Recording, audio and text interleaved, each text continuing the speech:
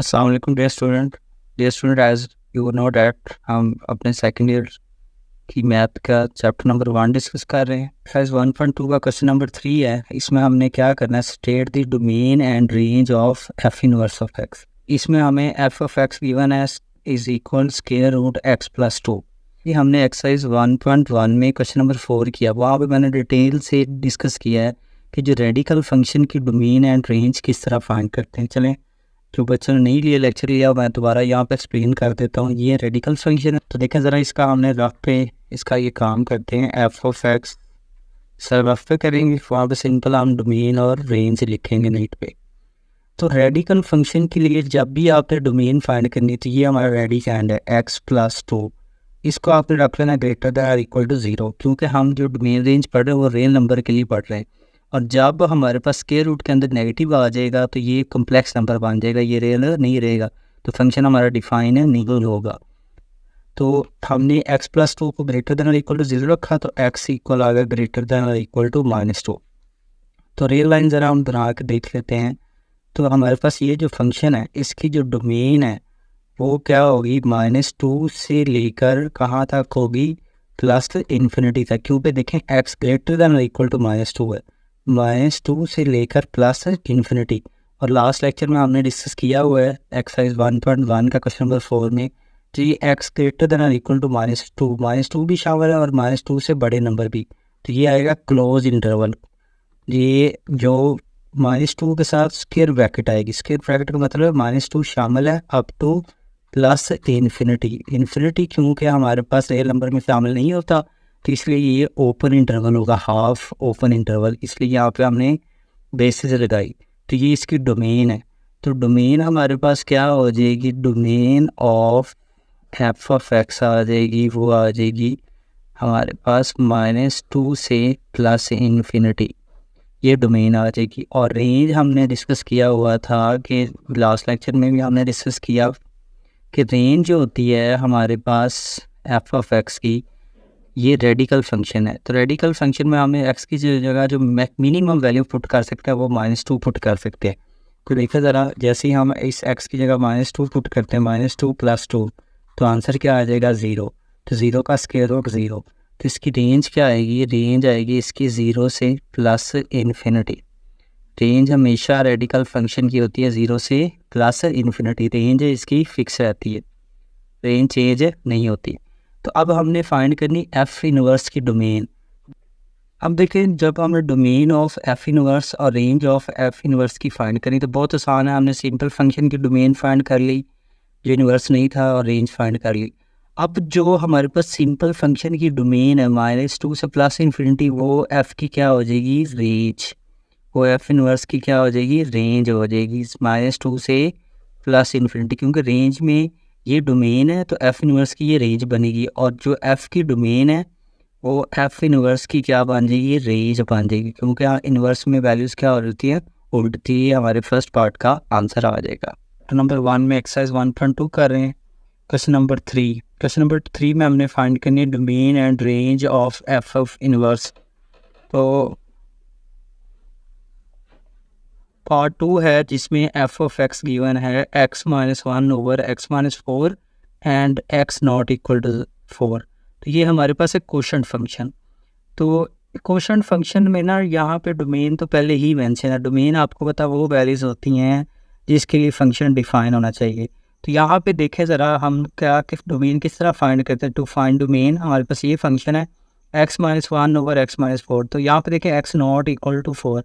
अब not equal to 4 का मतलब है कि हमारे पास x जगह 4 नहीं पुट कर सकते, क्योंकि जैसे ही हमने इस x की जगह 4 पुट किया, 4-1 ओवर 4 से कैंसिल हो गया, क्या आ जाएगा, 0। तो 3 ओवर 0 क्या हो जाएगा, अनडिफाइंड। तो इसकी फिर जो डोमेन होगी वो set of all real number होगी, लेकिन 4 शामिल नहीं होगा। तो उसके डोमेन को लिखने का ये तरीका है, set of all real number -4, इसको यूँ लिखते हैं।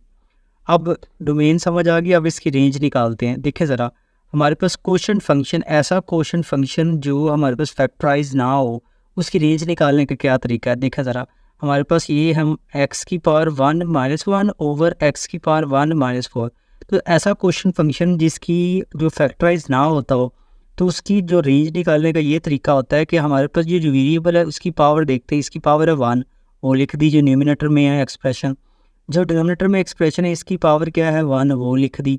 न्यूमिनेटर वाला जो एक्सप्रेशन है उसकी पावर और जो डिनोमिनेटर में एक्सप्रेशन है इसकी पावर को करना है डिवाइड। 1 को 1 पे डिवाइड किया तो क्या आ गया 1। तो फिर हमारे पास इस एक्सप्रेशन की ये जो क्वोशिएंट एक्सप्रेशन है, हमारे पास क्वोशिएंट फंक्शन है, इसकी जो रेंज होगी वो set of all real number होगी, लेकिन 1 शामिल नहीं होगा। तो 1 एक्सेप्ट 1, तो इसको लिखने का तरीका है set of all real number minus 1। तो ये हमने इस तरह एफ़ की डोमेन और रेंज फाइंड कर ली। अब आपको पता है हमारे पास एफ़ इनवर्स की डोमेन और रेंज किस तरह आएगी। एफ़ इनवर्स की डोमेन और रेंज किस तरह आएगी, आसान सी बात है। जो एफ़ की डोमेन है ना वो एफ़ इनवर्स की क्या है, रेंज है। पहले पार्ट में भी हमने डिस्कस किया था। और जो एफ़ की रेंज है वो एफ़ इनवर्स की क्या है, डोमेन है। मतलब ये जो डोमेन है वो रेंज बन जाती है और जो एफ़ की रेंज है वो एफ़ इनवर्स की डोमेन बन जाती है। अब इसी तरह हमारे पास जो पार्ट 3 है उसमें हमें एफ ऑफ एक्स गिवन है 1/x+3।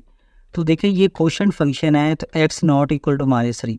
तो इसकी मतलब जैसे ही हम डोमेन में x की जगह -3 पुट करते हैं, तो ये देखिए यहाँ पे x की जगह -3 पुट करेंगे, -3 + 3 डिनोमिनेटर में 0 आ जाएगा। इस तरह ये देखें ना हमारे पास 1/x+3 है।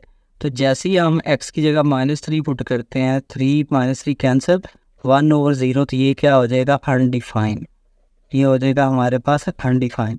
तो इसकी जो डोमेन होगी मतलब उसमें 3 शामिल नहीं है, -3 शामिल नहीं है।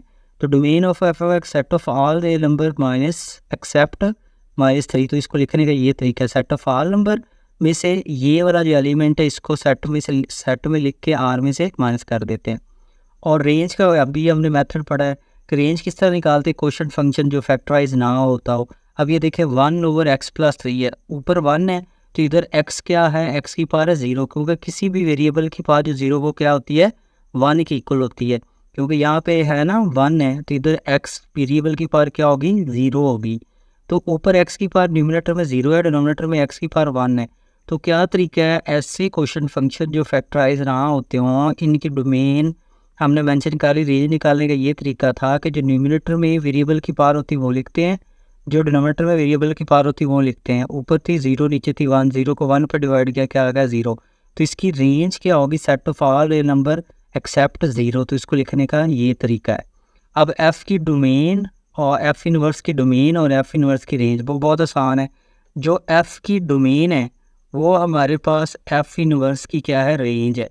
और जो हमारे पास एफ़ की रेंज है, एफ़ की रेंज ये है, तो ये हमारे पास क्या एफ़ इनवर्स की डोमेन है। तो आपको पता है इनवर्स में जो डोमेन होती है वो रेंज बन जाती है और जो रेंज होती है वो डोमेन बन जाती है। अब बेटा जी हमारे पास जो पार्ट 4 है वो f of x is equal to x-5 का होल स्क्वायर। तो इसमें भी डोमेन पहले मेंशन है, ये देखें ना x ग्रेटर देन और इक्वल टू 5, मतलब x की जगह जो हम पुट वैल्यू कर सकते हैं वो 5 या 5 से बड़ी वैल्यू पुट कर सकते हैं। इस तरह हमारे पास ये अगर रेल लाइन बनाएं तो हमारे पास ये 5 या 5 से बड़ी वैल्यू, तो इसकी जो डोमेन है वो हमारे पास क्या होगा, उसमें 5 शामिल होगा या 5 से बड़ी वैल्यू। तो 5 शामिल है तो क्लोज हाफ क्लोज इंटरवल, तो 5 के साथ square bracket up two plus infinity. हमें पता है क्लोज मतलब ये square bracket half close interval के लिए यूज़ होती है, ये उसके साथ होती है जो इंक्लूड 5 इंक्लूड है, तो यहाँ से लेकर प्लस इन्फिनिटी, इन्फिनिटी इंक्लूड नहीं है तो इधर छोटी ब्रैकेट लगाएंगे और जो शामिल हो उसके साथ स्क्वायर ब्रैकेट। तो ये हमारे पास एफ़ की डोमेन आ गई। अब एफ़ की जो रेंज है तो देखिए ज़रा, डोमेन में हम ये हमारे पास एफ है x-5 का स्क्वायर, तो x क्या ग्रेटर देन और इक्वल टू 5 है। डोमेन में हम 5 या 5 से बड़ी वैल्यू पुट कर सकते हैं।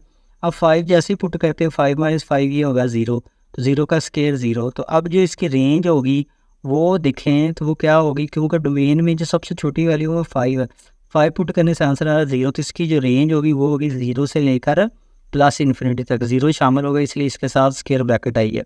ये मैंने चैप्टर नंबर 1 जो है उसकी 1.1 एक्सरसाइज में मैंने ब्रीफली एक्सप्लेन किया है कि close interval, half open interval, half close interval क्या होते हैं। आप वो लेक्चर देख सकते हैं 1.1 का क्वेश्चन नंबर 4 में।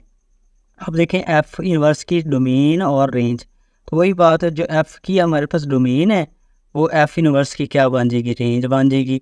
और जो एफ की रेंज है वो एफ इनवर्स की क्या बन जाएगी, डोमेन। ये डोमेन है तो ये बन जाएगी रेंज, और जो रेंज है वो बन जाएगी डोमेन, उल्टा हो जाता है।